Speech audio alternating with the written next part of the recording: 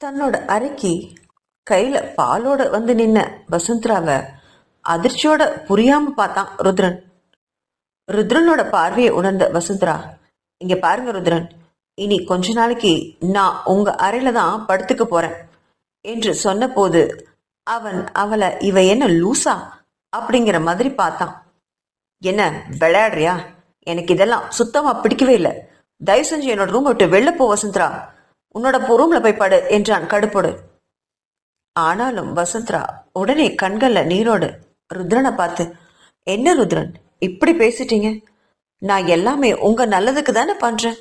என் மானத்தை எல்லாம் விட்டுட்டு வெண்பாக்காகவும் உங்களுக்காகவும் எனக்கும் உங்களுக்கும் தப்பான தொடர்பு இருக்குன்னு சிவன்யா கிட்ட சொல்லியிருக்கேன். அவ நம்புறதுக்காக தான் இந்த நாடகத்தையே போடுறேன் என்றாள். அதை கேட்ட ருத்ரன் குழப்பத்தோட, என்ன ஒலர்ற? அதுக்கும் இதுக்கும் என்ன சம்மந்தம்? எனக்கு ஒன்றும் புரியல, புரியுற மாதிரி சொல்லு என்றான். அவன் குரல்ல கொஞ்சம் கூட அசராத வசுந்தரா, அட என்ன ருத்ரன் நீங்க, நான் தான் எனக்கும் உங்களுக்கும் தொடர்பு இருக்குன்னு கீழே சிவன்யா கிட்ட சொல்லி வச்சிருக்கேனே.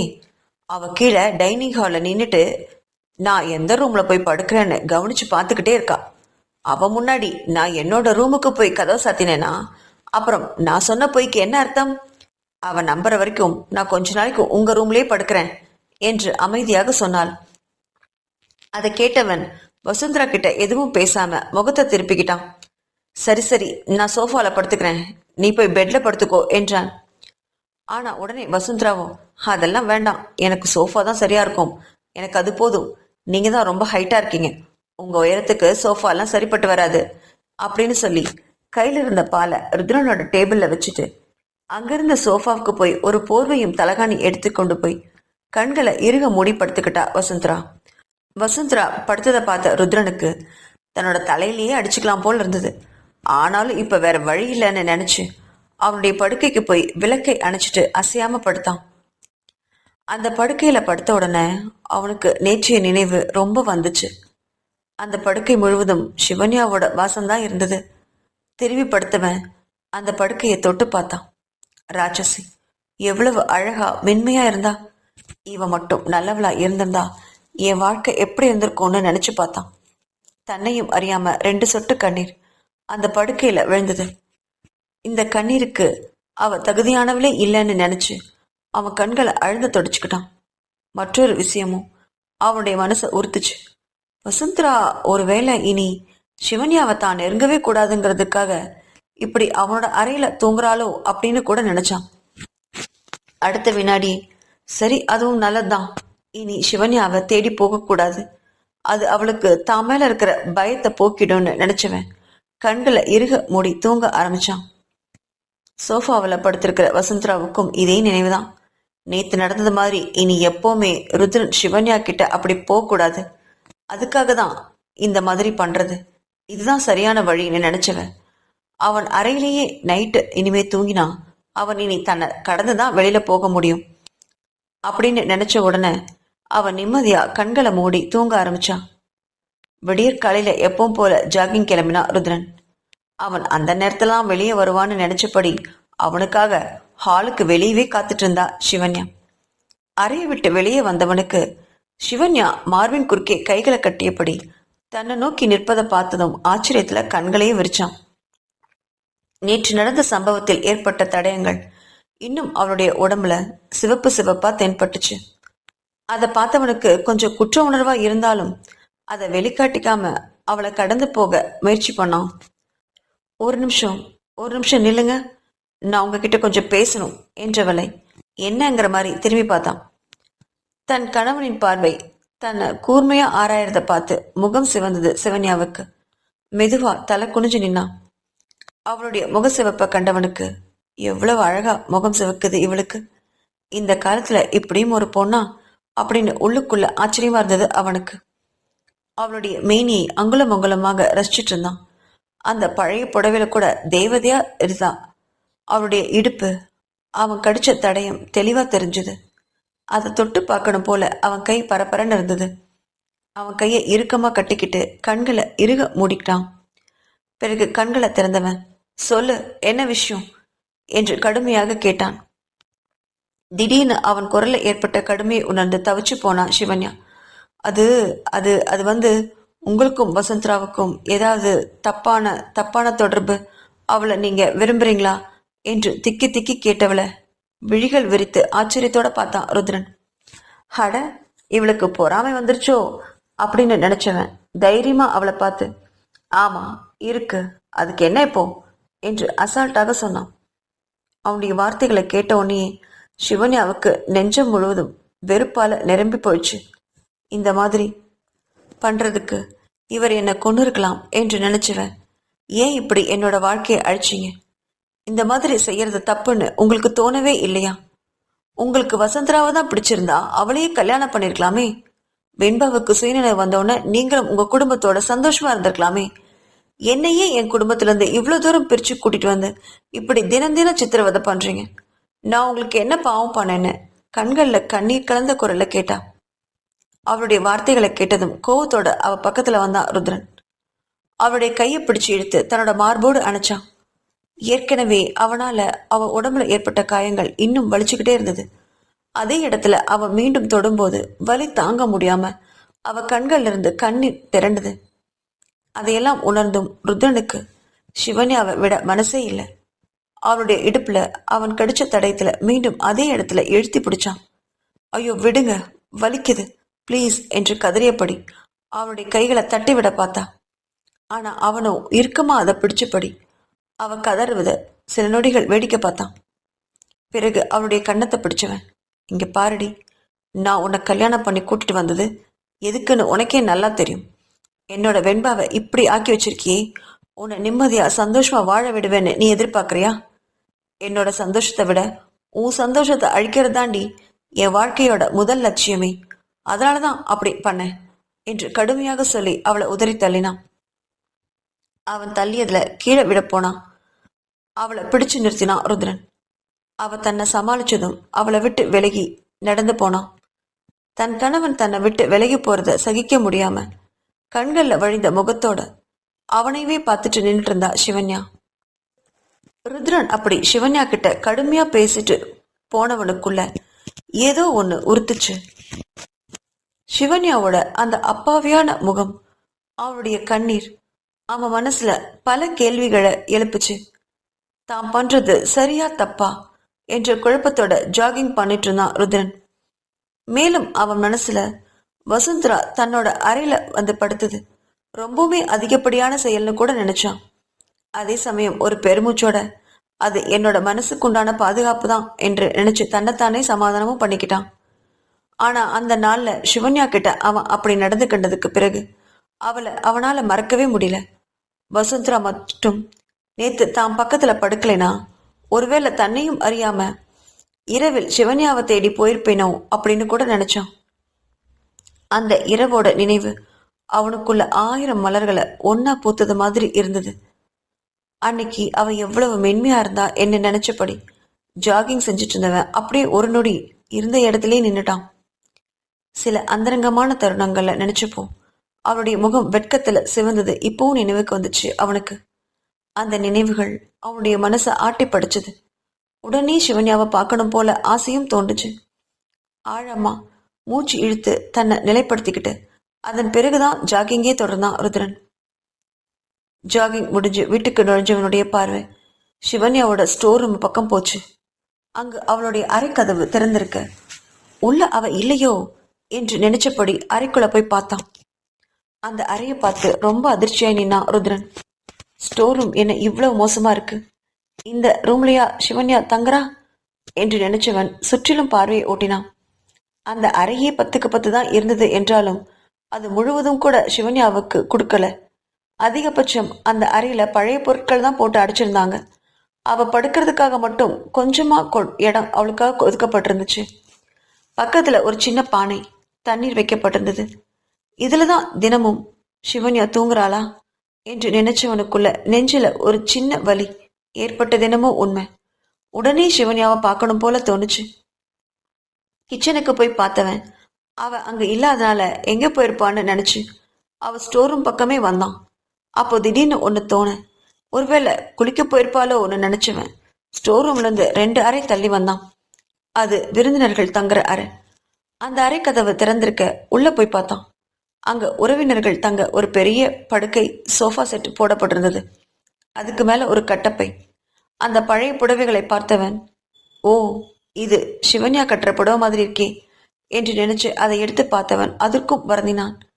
அவளை கல்யாண மண்டபத்திலிருந்து அழைச்சிட்டு வந்தவனுக்கு அதுக்கப்புறம் அவளுக்கு உடுத்த ஒரு உடை வாங்கி தரணும்னு கூடவா அவனுக்கு தோணல?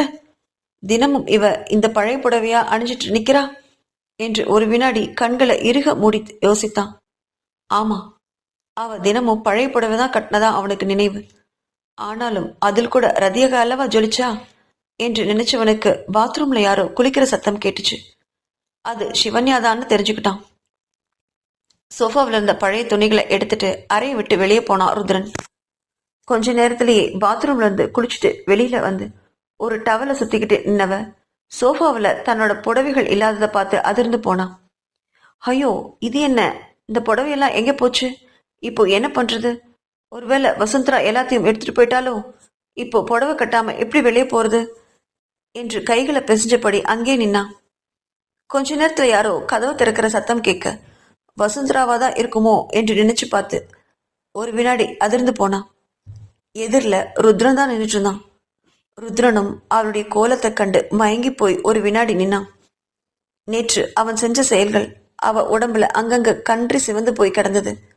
அதை கூர்மையா பார்த்தபடி கதவை இழுத்து தாள் போட்டான். அவளுக்கு மலமும் நடுங்க. அன்னைக்கு மாதிரி இன்னைக்கும் பண்ணுவானோன்னு நினைச்சவளுக்கு தொண்டையில எச்சில் கூட முழுங்கிறது ரொம்ப சிரமமா இருந்தது. மறுபடியும் அதே சித்திரவதையை அவளால தாங்க முடியாது. அதுவும் வசுந்தராவா தன்னை நினைச்சுக்கிட்டு தொட்டா அவ்வளவுதான் என்று நினைச்சவ பின்னாடி நடந்துகிட்டே போனான். அவ அப்படி போறத பார்த்தபடியே அவளை நோக்கி நடந்து வந்தான் ருத்ரன். அதை கண்டு சுதாரித்த சிவன்யா தனக்கு பின்னாடி திரும்பி பார்த்தா. கொஞ்ச தூரத்துல அவ குளிச்சுட்டு வந்த பாத்ரூம் இருக்க கண்கள் உடனே அவளுக்கு பளிச்சிட்டது. பாத்ரூமையும் ருத்ரனையும் மாறி மாறி திரும்பி பார்த்தா. அப்போ ருத்ரனுக்கு நல்லா புரிஞ்சிருச்சு அவ குளியலறைக்குள்ள ஓடிப்போ நினைக்கிறான்னு. அவன் வேகம் எடுக்கிறதுக்கு முன்னாடி அவ வேகம் அதிகமாகிட அவளை பிடிக்க நினைச்சவன் தவற விட்டான். பாத்ரூமுக்குள்ள போய் கதவை சாத்த முயன்றவ தோற்று போனான். ஏன்னா கதவை சாத்த முடியாத அளவுக்கு அவன் கதவை இழுத்து மறுபக்கம் பிடிச்சிருந்தான். அதை கண்டு மிரண்டு போன சிவன்யா ஒரு கையால தான் உடம்புல இருக்கிற துண்டை பிடிச்சிட்டு மறு கையால கதவை இழுத்து சாத்த முயன்றான்.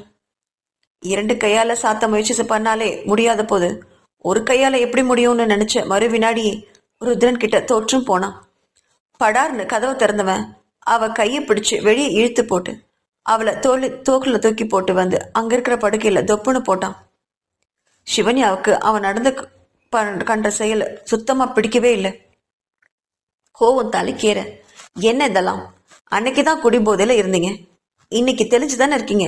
எனக்கும் வசுந்தராவுக்கும் வித்தியாசம் தெரியாதா உங்களுக்கு என்று கத்தியபடி படுக்கையிலிருந்து எழப்போனான். அவளை விடாம இரு பக்கமும் கைகளை வச்சு ஊன்றி அவள் முகத்துக்கு நேர முகம் வச்சு கொண்டு வந்தான் ருத்ரன். அவனுடைய எண்ணம் புரிஞ்சு முகத்தை திருப்பிக்கிட்டா சிவன்யா. அவ முகத்தை இறுக்கமா பிடிச்சவன் உதட்ட மெல்ல கவினா. அன்று அவன் கடிச்சதுல துவண்டு போனவன் இன்னைக்கும் அதையும் நினைச்சு பயந்து போனான்.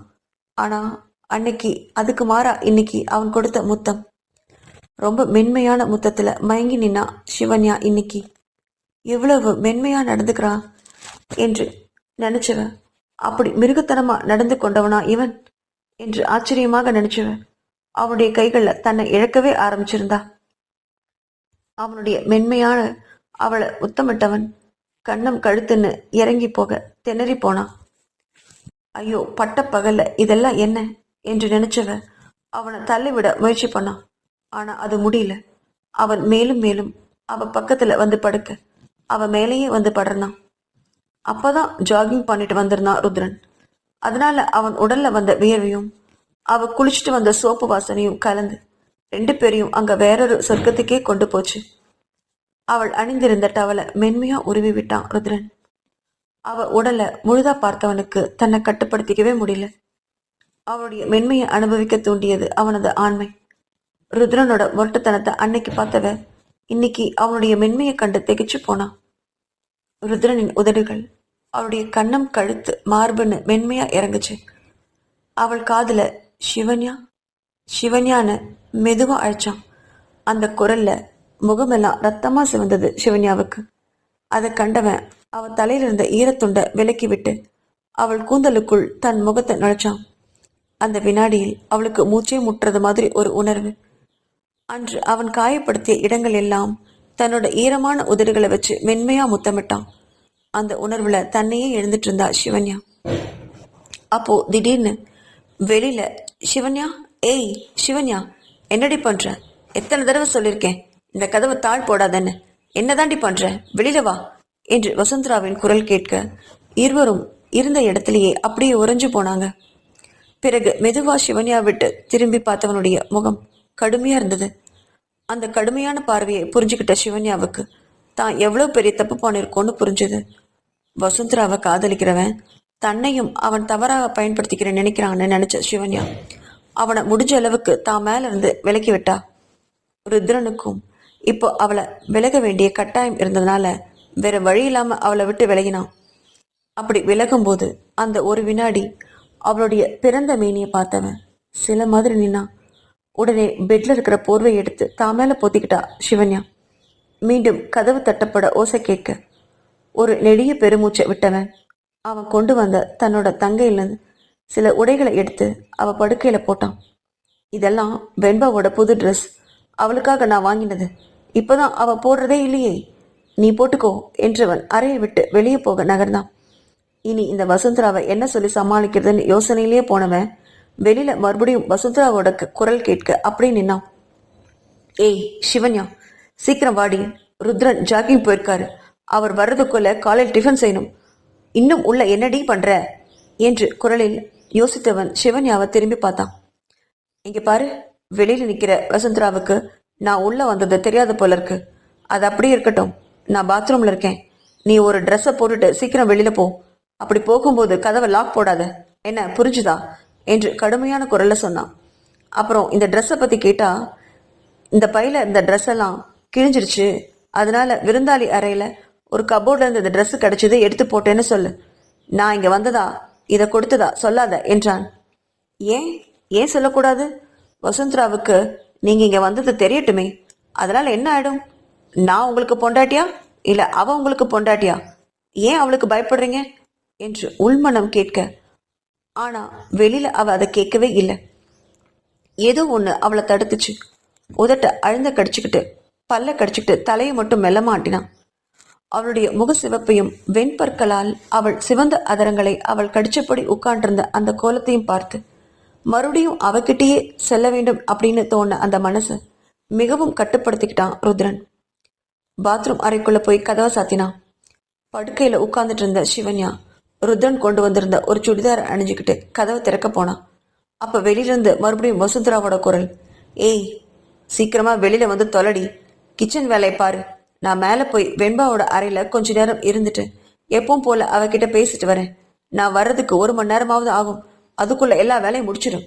என்னடி சொன்னது கேக்குதா இல்லையா என்று வீடே அதிரும் அளவுக்கு கத்தினா வசுந்தரா. உள்ள இருந்த சிவன்யாவுக்கு இப்ப வசுந்தராவை பார்க்கவே பிடிக்கல. அப்படி பார்த்தா அவளுடைய முக சிவப்பே சொல்லிடும் ருத்ரன் இங்க இருக்கிறத. மேலும் அவ போட்டிருந்த வெண்பாவோட ட்ரெஸ் வேற, எல்லாத்துக்கும் இப்ப அவகிட்ட பதில் சொல்ல வேண்டியிருக்கும் என்று சிரமமாக இருந்தது அவளுக்கு.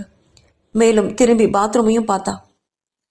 சரி வசுந்தரா, நீ போ, நான் 5 நிமிஷத்துல கிச்சன் போயிடுறேன் என்றாள். சரி சரி, சீக்கிரமா போய் தொலை என்று அவள் விலகுவது அறைக்குள் இருந்த சிவன்யாவுக்கு நல்லாவே கேட்டுச்சு. வசுந்தரா போனதும் அறைக்குள்ள இருந்து வெளியில வந்தா சிவன்யா. சிவன்யாவை தொடர்ந்து ருத்ரனும் அந்த அறையிலிருந்து வெளியில போய் அவனோட அறைக்குள்ள போய் கதவை சாத்திக்கிட்டான். தன் அறைக்குள்ள வந்த ருத்ரனுக்கு ஏதோ தப்பு பண்றோங்கிற உணர்வு மட்டும் மனசை உறுத்திக்கிட்டே இருந்தது.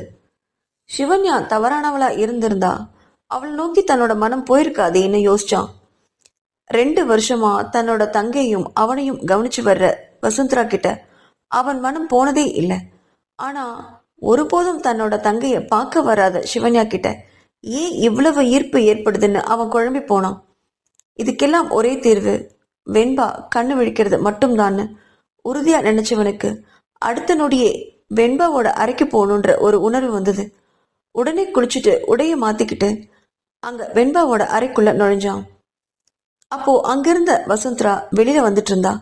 அவளை பார்த்து சின்ன தலையசைச்சபடி உள்ள போனான் ருத்ரன். நேரா தன்னோட தங்கையோட படுக்கைக்கு பக்கத்துல போய் உட்கார்ந்தான். எப்பவும் போல அவளுடைய கைகளை பிடிச்சுக்கிட்டவன், வெண்பா சீக்கிரம் எந்திரிச்சிடுடா, என்னால் இங்கே நடக்கக்கூடிய குழப்பங்களை சமாளிக்கவே முடியல. யார் உண்மை யார் பொய்ன்னு எனக்கு ஒன்றும் புரியல. என்ன நடந்ததுன்னு தெரிஞ்சா மட்டும்தான் யார் பக்கம் தப்பு யார் பக்கம் தப்பில்லைன்னே சொல்ல முடியும். ரொம்ப சோதிக்காதடா வெண்பா, உன் அண்ணானால இப்ப எதையுமே தாங்க முடியல என்றான். அவன் அவளுடைய கைகளை இறுக்கமா பிடிச்சபடி கண்களை ஒற்றிக்கொண்டான்.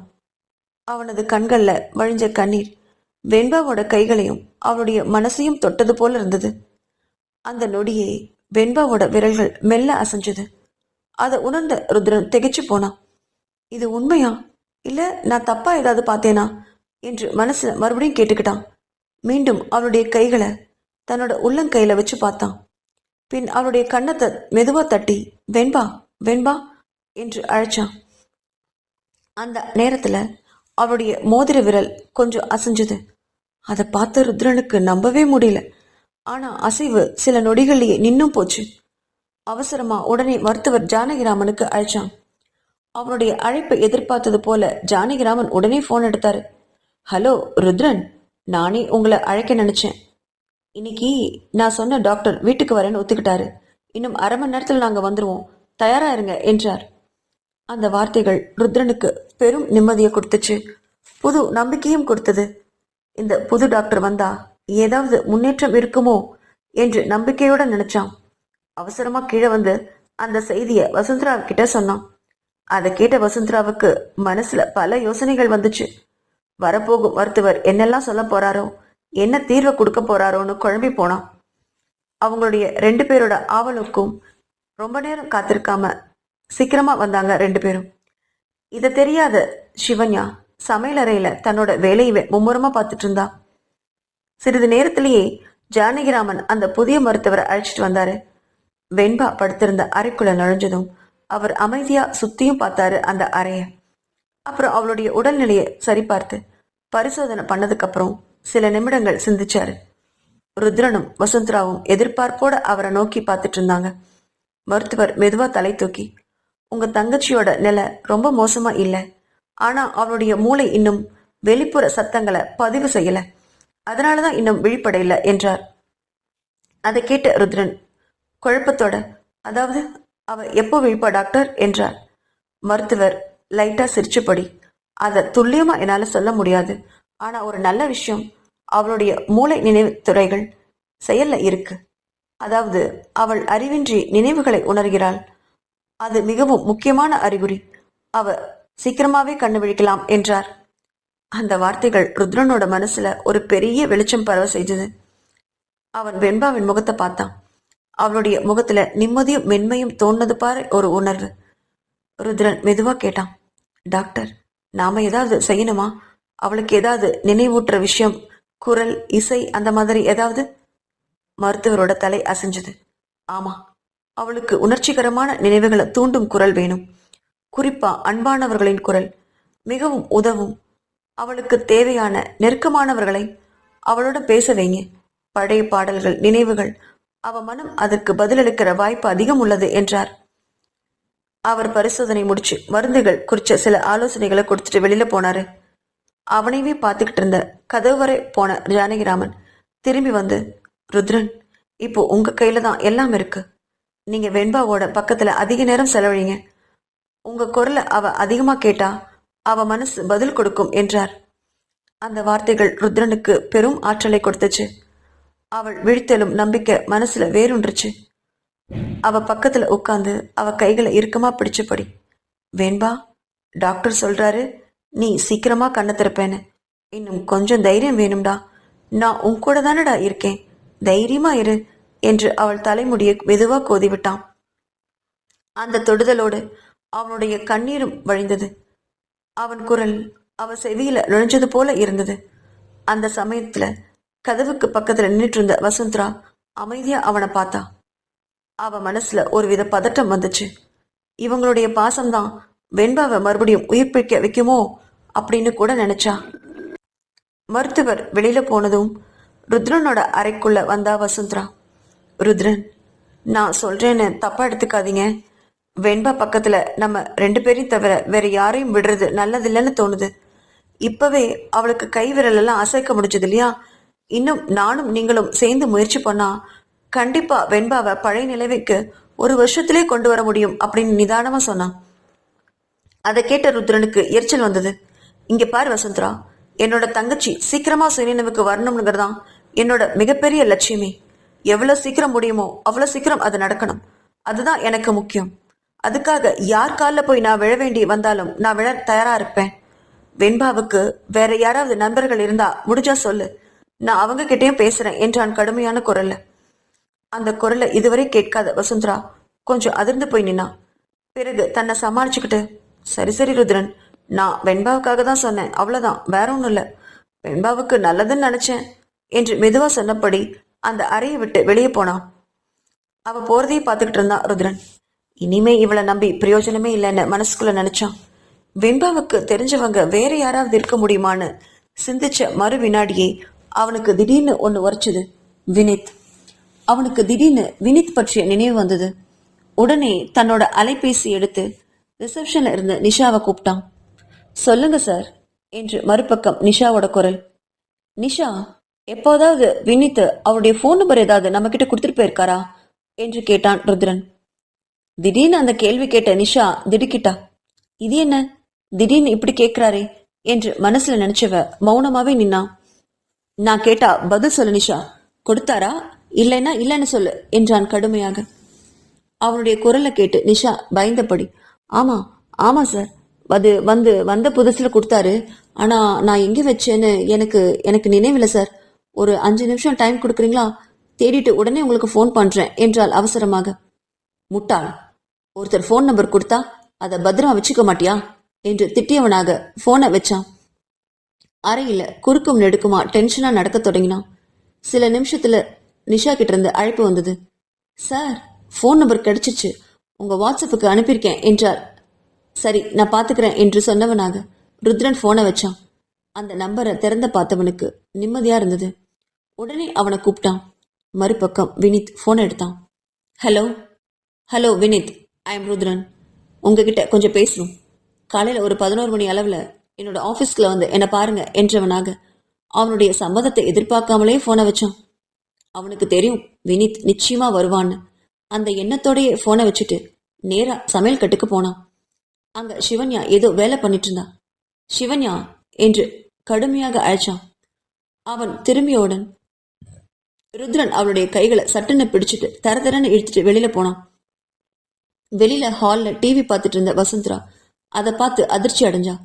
இவன் என்ன பட்ட பகல இவளை கூட்டிட்டு எங்க போறான் என்று குழப்பம் அடைஞ்சா. ஆனா ருத்ரன் அவளை எங்கேயோ இழுத்துட்டு போனான். வெண்பாவோட அறைக்குள்ளதான். கீழே இருந்த அந்த காட்சியை கண்ட வசுந்தராவுக்கு தலையில இடியே விழுந்தது மாதிரி இருந்தது.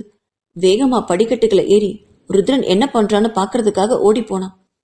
அப்போ ருத்ரன் சிவன்யாவை அழைச்சிட்டு போய் வெண்பா அறைக்குள்ள நுழைஞ்சு வெண்பா இருக்கிற படுக்கையில அவளை தள்ளி விட்டான். வெண்பாவோட முகத்தை ரொம்ப நாட்களுக்கு அப்புறம் இவ்வளவு பக்கத்துல பார்த்த சிவன்யாவுக்கு மனசு உடைஞ்சு போச்சு.